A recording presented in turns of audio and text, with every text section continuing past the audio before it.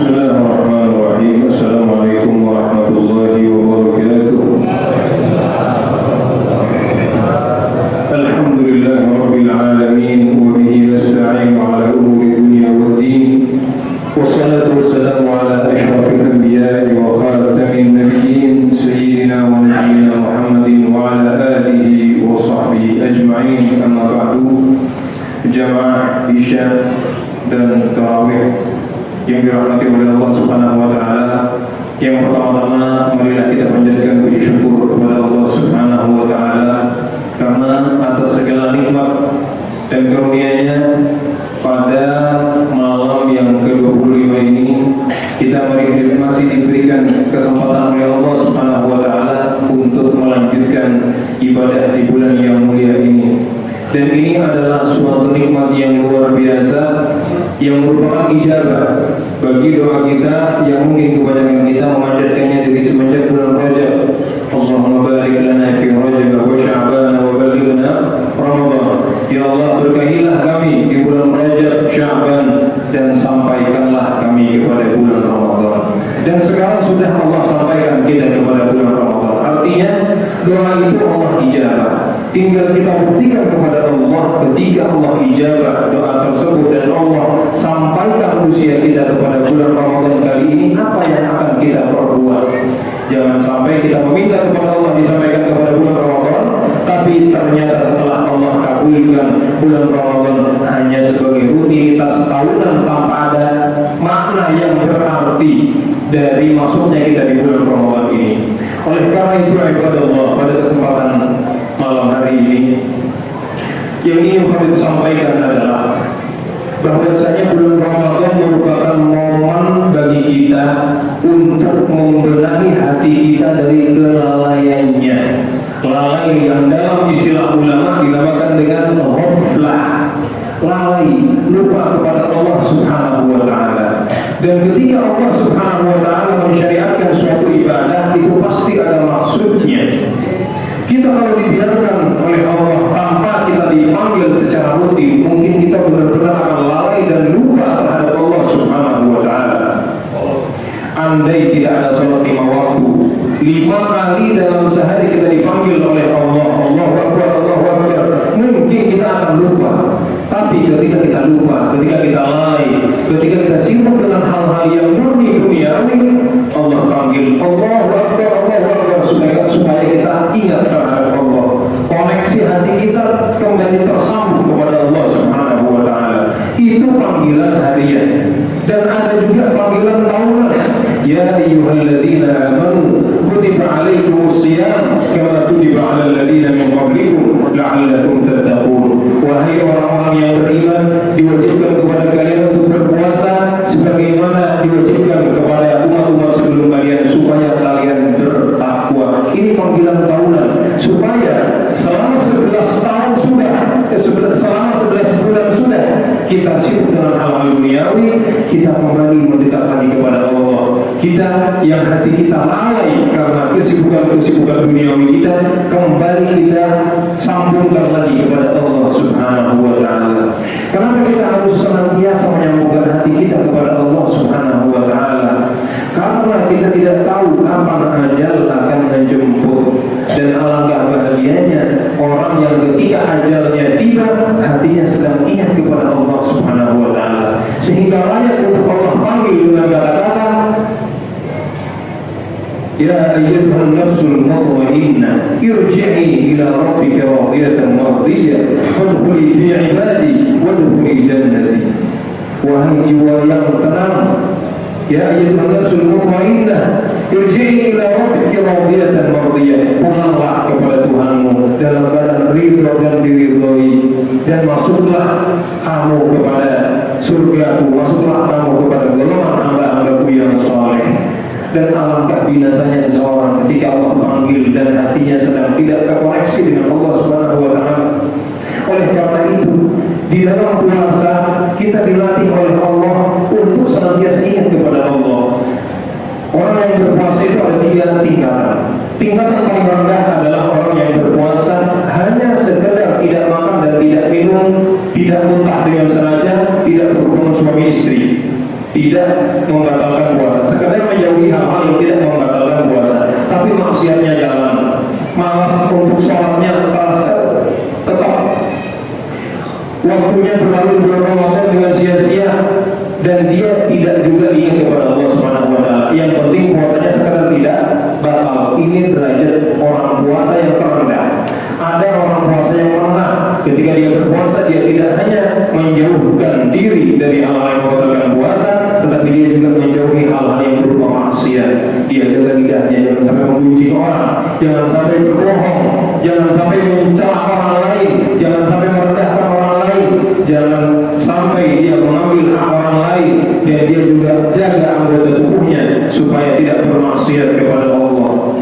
Ini derajat yang kedua, dan derajat yang paling tinggi dari orang yang berpuasa adalah dia bukan hanya menjauhi hal-hal yang membatalkan puasa, bukan hanya menjauhi hal-hal yang maksiat, tetapi dia juga menjaga hatinya.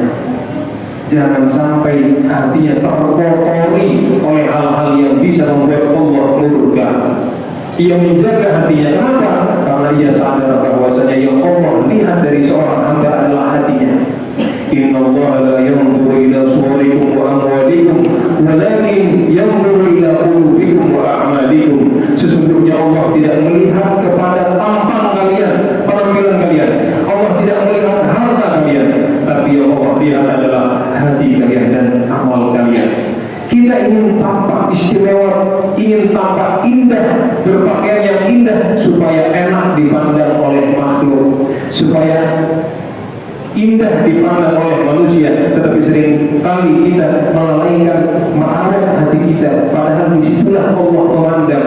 Hati kita susah untuk tersambungkan kepada Allah Subhanahu wa Ta'ala, lalai. Bahkan dalam ibadah pun kita masih lalai dan belum tersambung juga kepada Allah.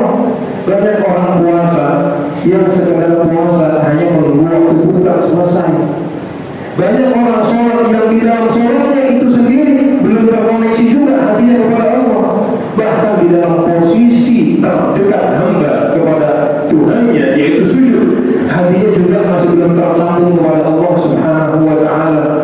Masih melakukan kesana kemari, padahal dia sedang dalam keadaan sholat. Oleh karena itu, walaupun kita di sini sholat rame-rame, belum tentu pahala yang tercatat di sisi Allah Subhanahu wa Ta'ala sama antara kita satu sama lain. Tergantung seberapa khusyuk kita dalam sholat. Karena terkadang kita dalam sholat justru keingat hal-hal yang lain di luar sholat, belum terkoneksi hatinya kepada Allah Subhanahu wa Ta'ala. Oleh karena itu, Allah, puasa ini seakan-akan mendidik kita. Kalau dalam puasa kita bisa menjaga hal-hal yang membatalkan puasa, baik ada orang, baik tidak ada orang, karena kita yakin Allah melihat kita, bisakah rasa dilihat oleh Allah, rasa dipantau oleh Allah itu kita bawa ke ranah yang lebih luas, bukan sekedar tidak makan dan tidak minum, tetapi juga tidak bermaksiat. Kalau itu bisa, maka insya Allah puasa telah memberikan buah yang positif kepada kita. Oleh karena itu kita jangan perhatiannya kepada sekarang sudah sampai malam yang keberapa, tetapi saya di dalam Ramadan ini sudah ada peningkatan apa dalam ketakwaan saya.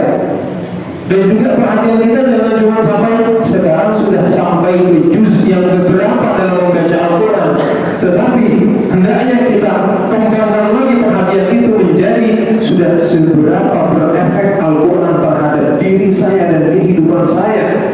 Banyak orang yang menganggap Al-Quran hanyalah kitab bacaan, tapi banyak dari kita yang lupa bahwasanya Al-Quran itu bukan hanya kitab bacaan, tetapi kitab pedoman. Ketika kita memposisikan Al-Quran sebagai kitab pedoman, maka bukan hanya kita baca, tetapi kita amalkan. Semakin akrab dengan Al-Quran, semakin nikmat rasanya beribadah, semakin khusyuk hatinya, semakin takut hatinya kepada Allah Subhanahu wa Ta'ala. Oleh karena itu, ketika Allah mensyariatkan puasa, Allah berikan hasil yang layak untuk kita jadikan tolak ukur. Telah diwajibkan kepada kalian berpuasa supaya kalian bertakwa. Setelah 30 hari kita di-training oleh Allah Subhanahu wa Ta'ala, nanti di lebaran hari kita lihat apakah ketakwaan kita meningkat. Dan Nabi mengatakan at-taqwa hahuna, takwa itu letaknya ada di sini, ada di dalam hati yang merupakan wadah bagi ketakwaan tersebut.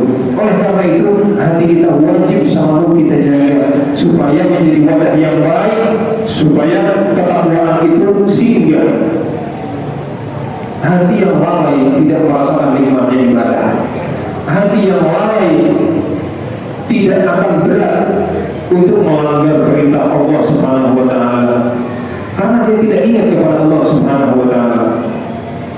Tapi hati yang selalu melek, hati yang tersambung kepada Allah Subhanahu wa taala, maka dia akan sebaliknya setiap hal yang dia lakukan dia niatkan untuk Allah Subhanahu wa taala. Ketika ada terbesit hal-hal yang buruk untuk bermaksiat, dia ingat kepada Allah dan dia menahan diri. Sebagaimana kisahnya Nabi Yusuf alaihi salam. Kenapa ketika begitu besar kesempatan beliau untuk bermaksiat tapi beliau tidak lakukan? Semua pintu sudah ditutup dan beliau hanya di dalam ruangan bersama seorang perempuan yang memiliki kecantikan dan berdua, namun beliau menahan diri. Kenapa? Karena hatinya terkoneksi dengan Allah Subhanahu wa taala.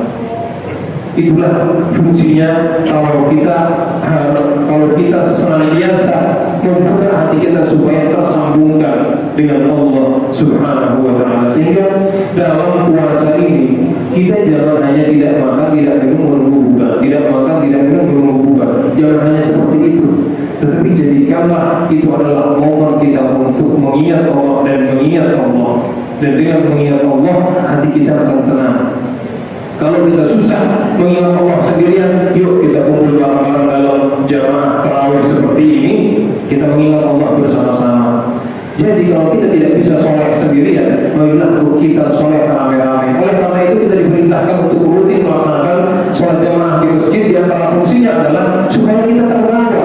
Andai kita tidak sholat amat, tapi kita berada di tengah-tengah orang-orang yang sholat, atau berada di tengah-tengah orang-orang yang sama-sama berusaha untuk menjadi orang yang sholat, kita akan terbawa. Oleh karena itu sholat jamaah disuruh berjamaah di masjid.